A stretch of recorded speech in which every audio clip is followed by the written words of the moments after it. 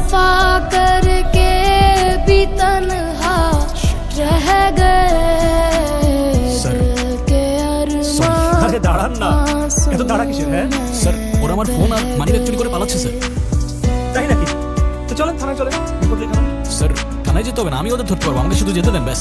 আরে আমরা থাকতে আপনি এত কষ্ট করবেন কেন? হ্যাঁ আমরা তো আছি। তাহলে চলেন স্যার, ওরা চলে যাচ্ছে তো।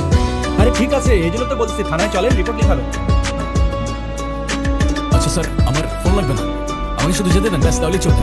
আমি চাইলেও এত কিছু আপনাকে এখন বুঝাইতে পারবো না, আমার এখানে থাকতে হবে স্যার। আমার থাকাটা অনেক ইম্পর্টেন্ট, আমাকে যেতে দেন প্লিজ স্যার। ওই মিয়া, বোঝো না তুমি আমাদের দিকে ঢিল মারবা আর আমরা তোমাকে এমনি এমনি ছেড়ে দেবো নাকি? আরে সমস্যা কি? আমি করছি কি? আমার ফল্টটা কি? আমি কিচ্ছু করে মারছি? আমাকে হাত করা পড়ে যেতেছে ভাই, আপনি একটু বলেন না কি করতেছো ওরা? আমার কোনো ফল্ট নাই এখানে, আমাকে কেন হাত করা পড়ে গেছে? চুপ চুপ কর। নাম বল, নাম কি? उसको কি নাম? सीने से लगा कर বাপের নাম কি? रो पड़े হুম? हम वफा करके भी तन्हा रह गए হুম, বাপের নাম, বাবার নাম, চোদ্দ গোষ্ঠীর নাম বেরো। স্যার এটা করছে, ওনার ভিতরে নিয়ে চলেন।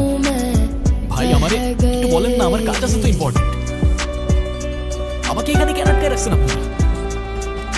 আরে স্যার, স্যার প্লিজ আমাকে যেতে দেন না স্যার, এরা আমার কোনো কথা শুনতেছে না স্যার, প্লিজ আমাকে যেতে দেন না স্যার, প্লিজ আমি রিকোয়েস্ট করতেছি স্যার, প্লিজ